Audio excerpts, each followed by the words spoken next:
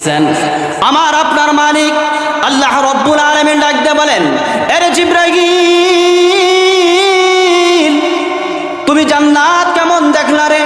আমার বান্দার জন্য আমি এত সুন্দর জান্নাত বানাইলাম, এই জান্নাতটা কেমন হইল রে জিবরাইল? জিবরাইল আলাইহিস সালাতু ওয়াস সালাম বলেন, আল্লাহ, এই জান্নাত তুমি কাদেরকে দান করবা? এই জান্নাত তুমি কাদেরকে দিবা?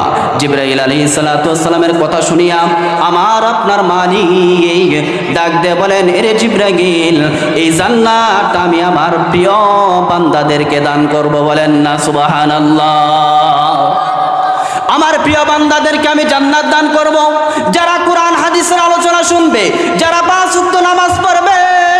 আমি আল্লাহর গোলামি করে দুনিয়ার মুখ থেকে বিদায় হয়ে বেরে জিবরাইল, আমি তাদের জন্য আমার এই জান্নাতটা বানাইলাম। জিবরাইল আলাইহিস সালাতু ওয়াস সালাম আসিয়া আল্লাহ তাআলাকে বললেন, আল্লাহ, তোমার বান্দা, তোমার কোন বান্দা যদি একটা নজরের জন্য এই জান্নাতটা দেখতো গো, তাহলে কোনোদিন তোমার নফরমানি করতো না।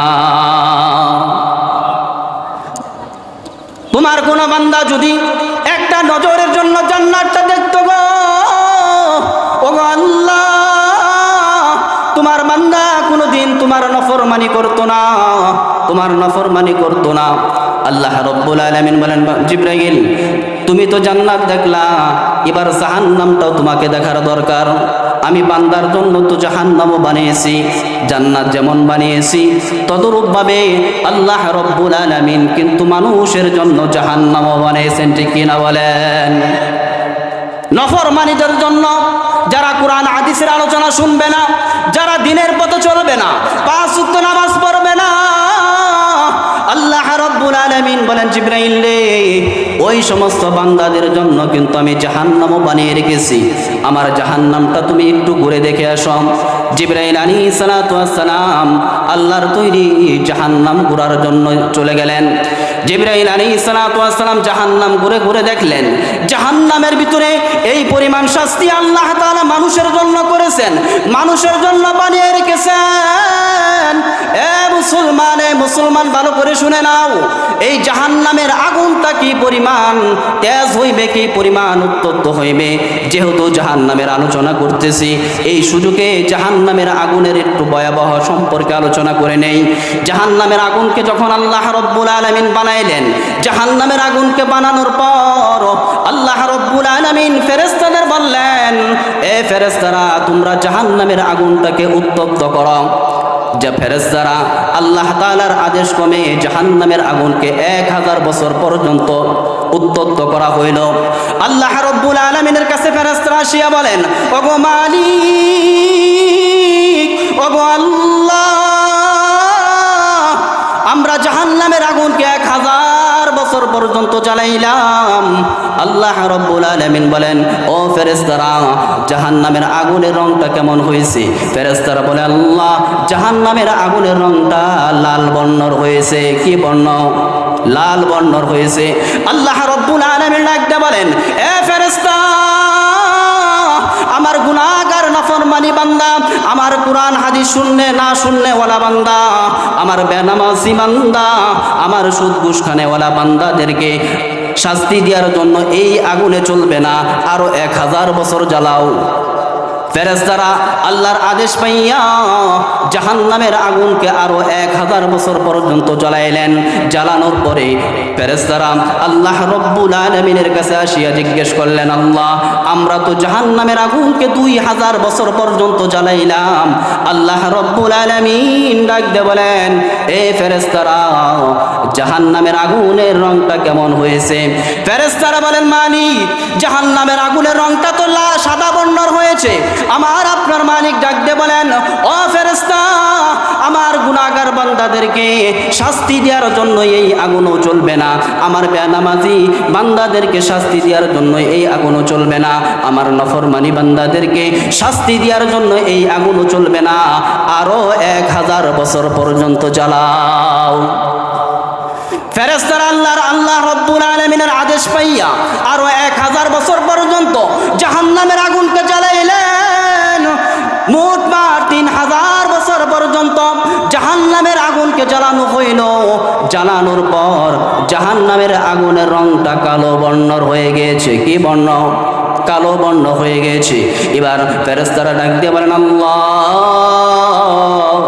ওগো মালিক, আমরা জাহান্নামের আগুনকে 3000 বছর পর্যন্ত জ্বালাইলাম। 3000 বছর পর্যন্ত জ্বালানোর পরে জাহান্নামের আগুনের রংটা কালোর বর্ণর হয়ে গিয়েছে।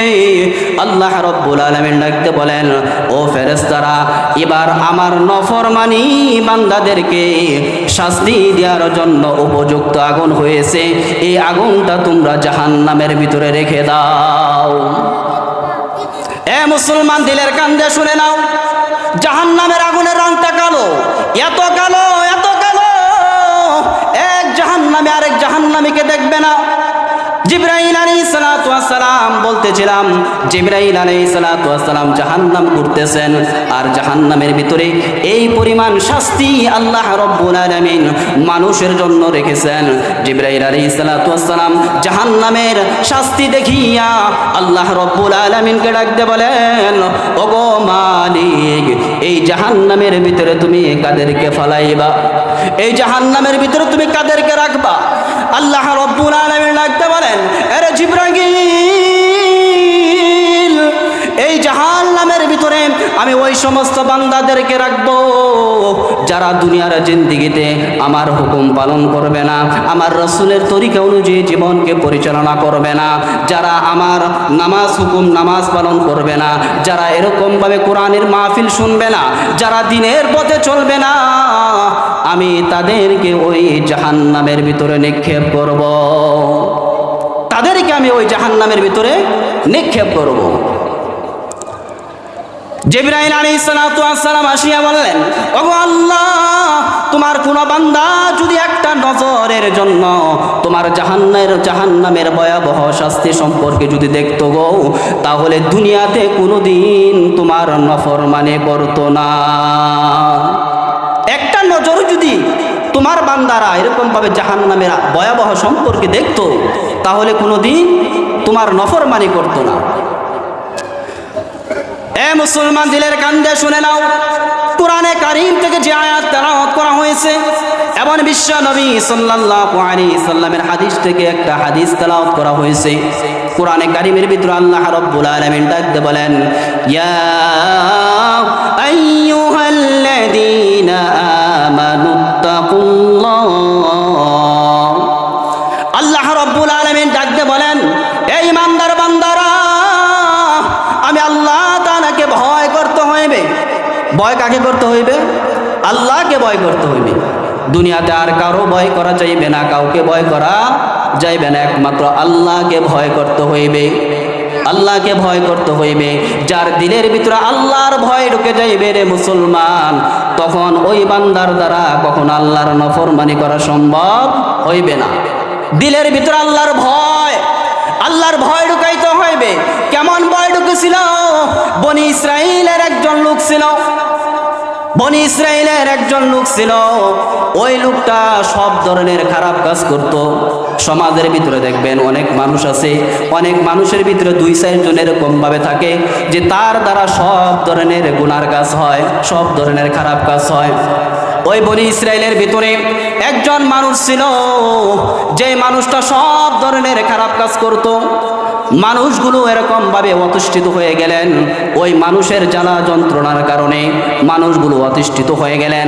মুসা আলাইহিস সালাতু ওয়াস সালামের কাছে নালিশ করলেন, এ মুসা কালিমুল্লাহ, আমাদের এই মহল্লার ভিতরে ওই লোকটার জ্বালার যন্ত্রণার কারণে, ওই লোকটার কারণে আমরা তো সমাজের ভিতরে বসবাস করতে পারি না। আমরা সমাজের ভিতরে বসবাস করতে পারি না, কারণ ওই লোকটা আমাদের ঘরের জিনিসপত্র চুরি করে নিয়ে যায়। আমাদের সন্তান, আমাদের মেয়ে সন্তানগুলো তার হাত থেকে নিরাপদ না। এরকমভাবে যুবক শ্রেণীর মানুষদেরকে এরকমভাবে নেশাপান করায়, সব ধরনের খারাপ কাজ করে। এ মুসা কালিমুল্লাহ, আপনি আল্লাহ তাআলার কাছে একটু দোয়া করুন যেন এই লোকটাকে আমাদের এই মহল্লা থেকে বের করে দেওয়া হয়। আমাদের এই মহল্লা থেকে যেন এই লোকটাকে বের করে দেওয়া হয়। মূসা আলাইহিস সালাতু ওয়াস সালাম আল্লাহ তাআলার কাছে দোয়া করলেন, ওগো মালিক, ওগো আল্লাহ, সমাজের মানুষগুলো এই যুবকের জ্বালা যন্ত্রণার কারণে তারা থাকতে পারতেছে না। ওগো আল্লাহ, এই লোকটাকে এই সমাজ থেকে বাহির করে দেওয়ার অনুমতি দাও। আল্লাহ রাব্বুল আলামিন বলেন, মূসা কালিমুল্লাহ, যাও এই লোকটাকে তোমাদের মহল্লা থেকে বের করে দাও। মূসা আলাইহিস সালাতু ওয়াস সালাম সহ এবং সমস্ত মানুষগুলো মিলিয়া ওই লোকটাকে তাদের মহল্লা থেকে বের করে দিলেন, জঙ্গলার ভিতরে পাঠিয়ে দিলেন। এই লোকটা জঙ্গলার ভিতরে চলে গেল, যেখানে কোনো মানুষ নেই, যেখানে কোনো সাথী নেই, যেখানে কোনো বন্ধু বান্ধব নেই। এই লোকটা একা একা জঙ্গলার ভিতরে বসবাস করে, একা একা জঙ্গলার ভিতরে বসবাস করে। কয়েকদিন না যাইতেই ওই লোকটা ভীষণ অসুস্থ হয়ে পড়ল, এমন অসুস্থ হয়ে পড়ল সে আর নড়াচড়াও করতে পারে না, বিছানা থেকে উঠতেও পারে না। তখন ওই লোকটা কান্না করে আল্লাহ তাআলার কাছে দোয়া করে, ওগো মালিক, ওগো আল্লাহ, আমার গুনার কারণেই বুঝি তুমি আমাকে এই শাস্তি দিয়েছ, আমার গুনার কারণেই তুমি আমাকে এই শাস্তি দিয়েছ। ওগো আল্লাহ, তুমি আমাকে মাফ করে দাও, তুমি আমাকে মাফ করে দাও। তওবা করতেছেন আল্লাহ তাআলার কাছে, এমন ভাবে তওবা করতেছেন আল্লাহ রাব্বুল আলামিন ওই বান্দারটাকে সাড়া দিবেন কিনা বলেন? আল্লাহর বান্দা দুনিয়ার সমস্ত মানুষের কাছে যদি খারাপ হয়, কিন্তু আল্লাহ তাআলার কাছে যদি তওবা করে, ইখলাসের সাথে তওবা করে, তাহলে কিন্তু আল্লাহ তাআলা ওই ব্যক্তিকে মাফ করে দিবেন কিনা বলেন? অবশ্যই আল্লাহ তাআলা মাফ করে দিবেন। এই লোকটা কান্না করে আল্লাহ তাআলার কাছে দোয়া করে, ওগো মালিক, আজকে আমি ভীষণ অসুস্থ, আমার পাশে থাকার মতো কেউ নেই। আমার স্ত্রী ছিল, আজকে আমার স্ত্রীও পাশে নেই। আমার মা ছিল, আমি যদি আজকে অসুস্থ হয়ে যাইতাম, মা আমার সেবা করতো, মা আমার দেখাশোনা করতো। বাবা আছে, বাবা আজকে আমার পাশে নেই, ওষুধ কেনার মতো আমার বাবা ওষুধ ক্রয় করে নিয়ে আসতো, আজকে আমি ওষুধও সেবন করতে পারতেছি না। ওগো আল্লাহ, আমার সন্তান ছিল, আজকে আমার সন্তান আমার পাশে নেই। ওগো মালিক, আজকে সব কিছু থাকার পরও আজকে আমার সাথে কেউ নেই। ওগো আল্লাহ, আজকে তুমি যদি আমার সাথী না হও, তাহলে আল্লাহ আমি কার দ্বারে গিয়ে হাত পাতবো? এমনভাবে খালেসভাবে, এরকমভাবে ইখলাসের সাথে তওবা করতেছে। আল্লাহ রাব্বুল আলামিন ওই বান্দার তওবা কবুল করে নিলেন। আল্লাহ তাআলা ওই বান্দাকে ওলির খাতায় নাম লিখে দিলেন। ওলির খাতার ভিতরে নাম লেখা হয়ে গেল। আল্লাহ রাব্বুল আলামিন ওই বান্দাকে ওলির খাতায় নাম লিখিয়ে দিলেন। বলেন না সুবহানাল্লাহ।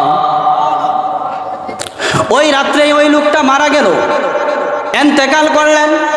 ইন্তেকাল করার পরে আল্লাহ রাব্বুল আলামিন জিবরাইল আলাইহিস সালাতু ওয়াস সালামকে পাঠাইলেন, এরে জিবরাইল যাও মূসা কালিমুল্লাহকে গিয়ে বলো জঙ্গলার ভিতরে আমার একজন প্রিয় বান্দা মারা গিয়েছে, ওই ব্যক্তিকে যেন কাফন দাফনের ব্যবস্থা করা হয়, ওই ব্যক্তিকে যেন কাফন দাফনের ব্যবস্থা করা হয়। এরে জিবরাইল আরো সুসংবাদ শুনে দাও, ওই ব্যক্তির জানাজার নামাজে যারা উপস্থিত হইবে, আল্লাহ রাব্বুল আলামিন তাদের জীবনের গুনাহগুলো মাফ করে দিবে। বলেন না সুবহানাল্লাহ। ওই ব্যক্তির জানাজার নামাজে যারা উপস্থিত হইবে, আল্লাহ রাব্বুল আলামিন তাদের জীবনের গুনাহগুলো মাফ করে দিবে। মূসা আলাইহিস সালাতু ওয়াস সালাম সকালবেলা এরকম ভাবে মাইকে মসজিদের মাইকে অ্যানাউন্স করা হইল। মসজিদের মাইকে অ্যানাউন্স করে দিলেন যে ওই ব্যক্তির জানাজার নামাজ যারা পড়বে, আল্লাহর একজন প্রিয় বান্দা আল্লাহর একজন খালেস বান্দা অমুক জঙ্গলার ভিতর মারা গেছে, যারা জানাজার নামাজ উপস্থিত হইবে আল্লাহ রব্বুল আলামিন তাদের জীবনের গুনাহগুলো মাফ করে দিবে। এই কথা শোনার পর মহল্লার সমস্ত মানুষগুলো এরকম ভাবে জানাজার নামাজ পড়ার জন্য সকালবেলা এরকম ভাবে রওনা হয়ে গেলেন। মুসা আলাইহিস সালাতু ওয়াস সালাম তাকে এরকম ভাবে কাফন দাফনের ব্যবস্থা করলেন। ব্যবস্থা করার পরে জানাজার নামাজ পড়ানো হইল। জানাজার নামাজ পড়ানোর পর সমস্ত মানুষগুলো এরকম ভাবে মুসা আলাইহিস সালাতু ওয়াস সালামকে বলতেছেন, ওই মুসা কালিমুল্লাহ, এ মুসা কালিমুল্লাহ, যে আল্লাহর ওলি জানাজার নামাজ পড়ার কারণে আমাদের জীবনের গুনাহগুলো মাফ হয়ে গেল, আমরা ওই আল্লাহর বান্দার চেহারাটা একবার দেখতে চাই। ওই আল্লাহর বান্দার চেহারাটা একবার দেখতে চাই। মুসা আলাইহিস সালাতু ওয়াস সালাম যখন ওই বান্দার চেহারা দেখানো হইল, চেহারা দেখানোর পরে এরকম ভাবে দেখলেন, মহল্লার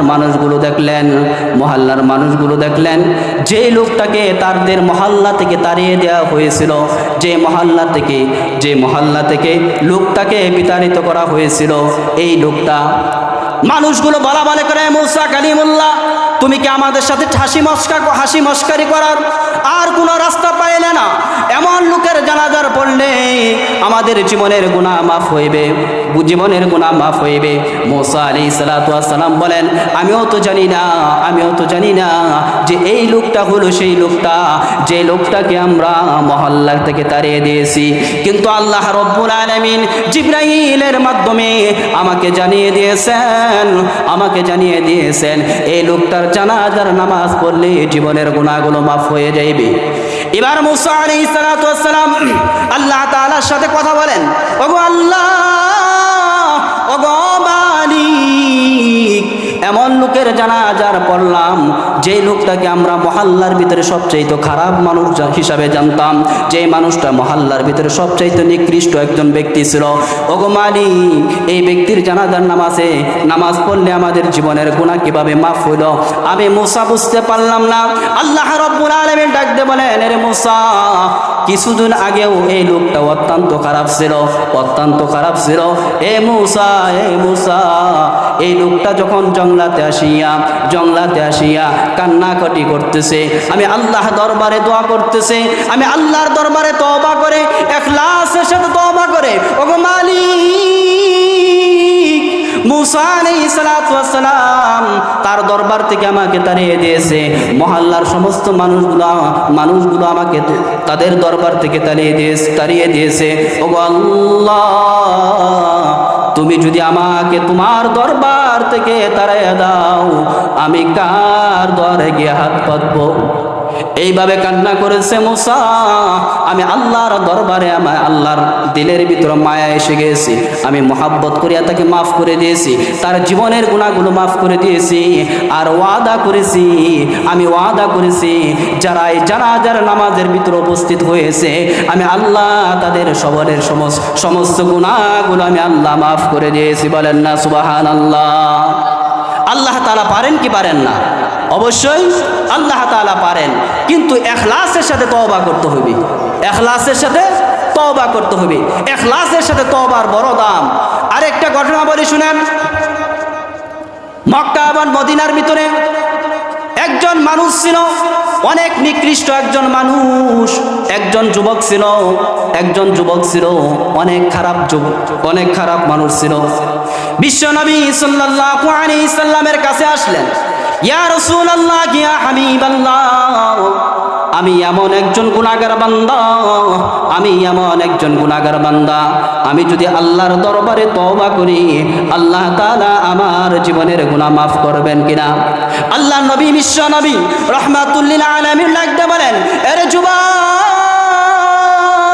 তুমি আল্লাহর দরবারে তওবা করে নাও, আল্লাহর দরবারে তওবা করে নাও, নিশ্চয়ই আল্লাহ তাআলা তোমার তওবাগুলো কবুল ও মঞ্জুর করে নেবেন, তোমার তওবাকে আল্লাহ তাআলা কবুল করে নেবেন। ওই যুবক ডাকতে বলেন, হুজুর, ইয়া রাসূলুল্লাহ, ইয়া হাবিবাল্লাহ, কিন্তু আমি যেমন একটা গুনাহগার, এমন একটা গুনার কাজ করেছি, আমার গুনাহ বুঝে আল্লাহ মাফ করবে না। আমি এমন একটা গুনার কাজ করেছি, আমার আল্লাহ বুঝে এই গুনাহটা মাফ করবে না। আল্লাহর নবী বিশ্ব নবী সাল্লাল্লাহু আলাইহি সাল্লাম বলেন, এ যুবক, তুমি কি গুনার কাজ করেছো আমাকে বলো। যুবক ডাকতে বলেন, ইয়া রাসূলুল্লাহ, ইয়া হাবিবাল্লাহ, মক্কা মদিনার ভিতরে কাফন চুরি হয় শুনেছেন কিনা? আল্লাহ নবী সাল্লাল্লাহু আলাইহি সাল্লাম বলেন যে আমি শুনেছি মানুষকে দাফন করার পরে কে যেন মানুষের কাফনের কাপড়গুলো চুরি করে নিয়ে যায়। মানুষকে দাফন কাফন করার পরে ওই কবর থেকে কাফনের কাপড় কেড়ে যেন চুরি করে নিয়ে যায়। আমি শুনেছি বিশ্বনবী সাল্লাল্লাহু আলাইহি সাল্লাম এই কথা বলার পরে ওই চোরটা ডাক দিয়ে বলতেছেন, হুজুর, যে লোকটা কাফন চুরি করে সেই লোকটা হইলাম আমি। যে লোকটা কাফন চুরি করে সেই লোকটাই হইলাম আমি। ইয়া রাসূলুল্লাহ, ইয়া হাবিবাল্লাহ, আমি যদি আল্লাহর দরবারে তওবা করি আমার মালিক আমার গুনাহটা মাফ করবে কিনা? আল্লাহর নবী সাল্লাল্লাহু আলাইহি সাল্লাম বলেন, এরে যুবক, তুমি যদি খালিস নিয়তে তওবা করো আমার মালিক অবশ্যই তোমাকে মাফ করে দিবেন। অবশ্যই আমার মালিক তোমাকে মাফ করে দিবেন। এই যুবক চোখের পানি ছেড়ে দিয়ে কান্না করে, ইয়া রাসূলুল্লাহ, ইয়া হাবিবাল্লাহ, শুধু তাই নয়, এই গুনাহ ছাড়াও আরেকটা গুনাহ আছে, যে গুনাহটা আমি করেছি আমার মালিক বুঝি আমার এই গুনাহটা মাফ করবে না। আল্লাহ নবী সাল্লাল্লাহু আলাইহি সাল্লাম বলেন, এ যুবক, আর কি গুনার কাজ করেছ? যুবকরা ডাকতে বলেন, ইয়া রাসূলুল্লাহ, ইয়া হাবিবাল্লাহ, আজকে থেকে কয়েকদিন আগেই একজন সুন্দরী যুবতী একজন মেয়ে মারা গিয়েছিল। উচ্চ বংশের একজন সুন্দরী মহিলা মারা গিয়েছে। আমি ওই মহিলার জানাজার নামাজ পড়েছি এবং তাকে দাফন কাফন করেছি, সব কিছু তাকে কবরস্থ করা হয়েছে। আর আমি অপেক্ষায় ছিলাম কখন রাত্রি হইবে, আর রাত্রি হইলে তার কাফনের কাপড়টা চুরি করব। দুনিয়ার সমস্ত মানুষ যখন এরকম ভাবে ঘুমন্ত অবস্থায় আমি গভীর রাত্রে ওই কবরস্থানে চলে গেলাম। চলে যাওয়ার পরে ওই কবরস্থান আমি নিজেই খনন করার পরে এরকম ভাবে তার কাফনের কাপড়গুলো এরকম ভাবে বের করার পরে এক পর্যায়ে ওই যুবতী নারীর চেহারার সাথে আমার চেহারাটা পড়ে গেল। ইয়া রাসূলুল্লাহ, ইয়া হাবিবাল্লাহ, তখন আমি আর নিজেকে কন্ট্রোল করতে পারলাম না। ইয়া রাসূলুল্লাহ, ইয়া হাবিবাল্লাহ, ওই যুবতী নারীর সাথে আমি এরকম ভাবে জিনায় লিপ্ত হয়ে গেলাম। ইয়া রাসূলুল্লাহ, ইয়া হাবিবাল্লাহ, তার সাথে জিনার কাজ করলাম। কাজ করার পরে যখন আমি রওনা করছি কবর থেকে উঠব, এমন সময় এই মেয়েটা ডাকতে বলেন, আরে যুবক, আমার বিদায়ের শেষ মুহূর্তেও তুমি আমাকে এরকম ভাবে আমার সতীর্য কোনো পুরুষ নষ্ট করতে পারে নাই। আমার চেহারাকে কোনো যুবককে দেখায় নাই, আমার চেহারাটাকে কোনো যুবককে দেখায় নাই।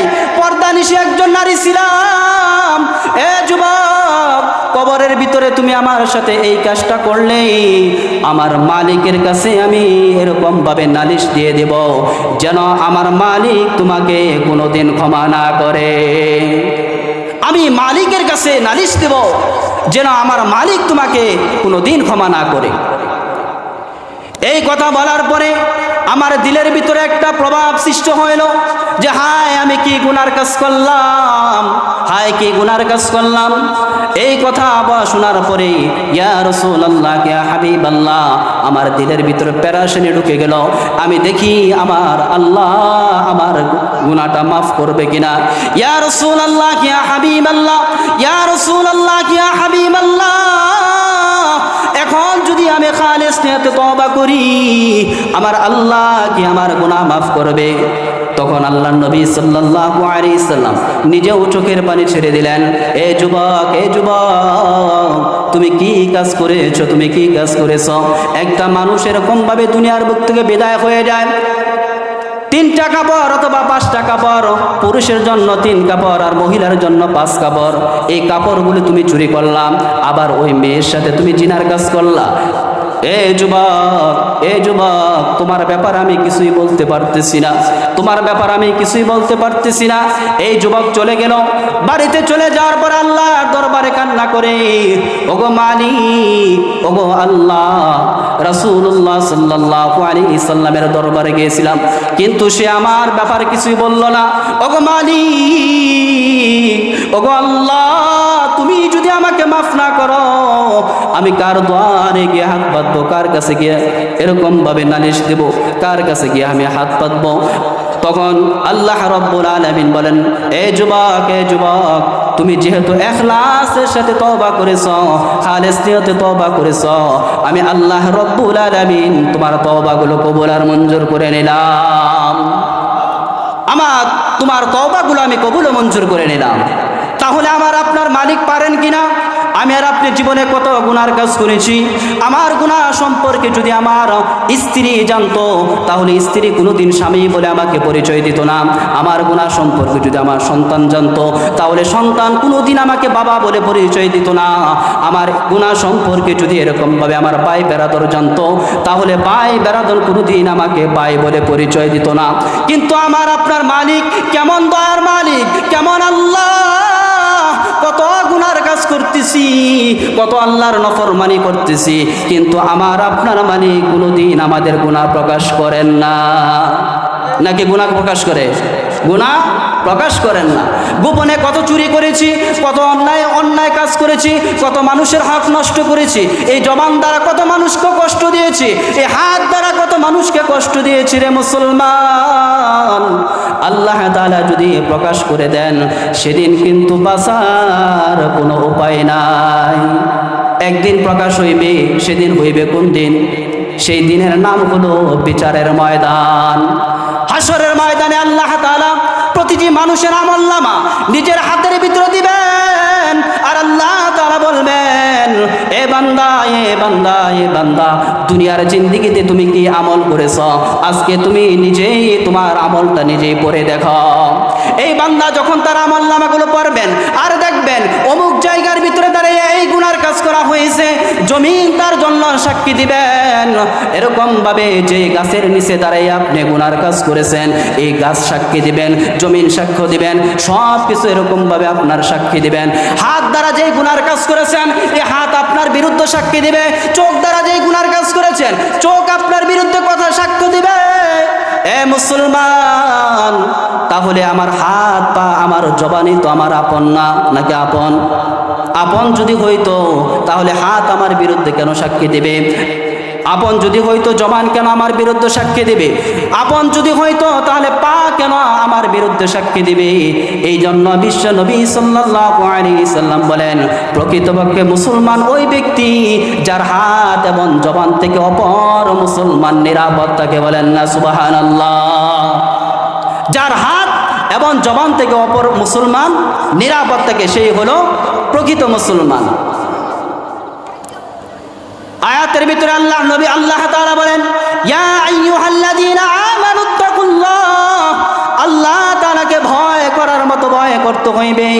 কেমন ভয় করেছিলেন সাহাবা কেরাম কেমন ভয় করেছিল যে হযরত বেলাল রাদিয়াল্লাহু তাআলা আনহু দিলের ভিতরে আল্লাহর ভয় এই পরিমাণ ঢুকে গেল।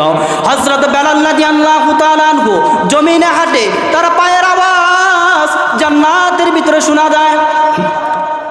বিশ্বনবী সাল্লাল্লাহু আলাইহি সাল্লাম মেরাজের রাতে যখন তিনি জান্নাতে ঘুরতেছিলেন, হযরত বেলাল রাদিয়াল্লাহু তাআলা আনহুর পায়ের আওয়াজ রাসূলের পায়ের আওয়াজের আগে শোনা যায়। আল্লাহর নবী ডাকতে বলেন, রে বেলাল, তুমি কি আমল করো গো, যেই কারণে আল্লাহ রাব্বুল আলামিন তোমাকে এত মর্যাদা দিয়েছে? আমি জান্নাতের ভিতরে ঘুরতেছিলাম, আমার কদমের আগে তোমার আওয়াজ শুনতে পেলাম। হযরত বেলাল রাদিয়াল্লাহু তাআলা আনহু ডাকতে বলেন, ইয়া রাসূলুল্লাহ, ইয়া হাবিবাল্লাহ, আমি বেলালের তেমন কোনো আমল নেই যেই কারণে আল্লাহ রাব্বুল আলামিন আমাকে এই মর্যাদা দান করবে। ইয়া রাসূলুল্লাহ, ইয়া হাবিবাল্লাহ, আমি বেলাল একটা আমল করি, সে আমলটা হইল যখনই ওযু করার পর 2 রাকাত নামাজ আদায় করে নেই। যখনই ওযু করার পর 2 রাকাত নামাজ আদায় করি। বিশ্বনবী রাহমাতুল লিল আলামিন ডাকতে বলেন, আরে বেলাল, আল্লাহ রব্বুল আলামিন বুঝি তোমাকে এই জন্যই এরকম ভাবে সম্মানিত করেছেন।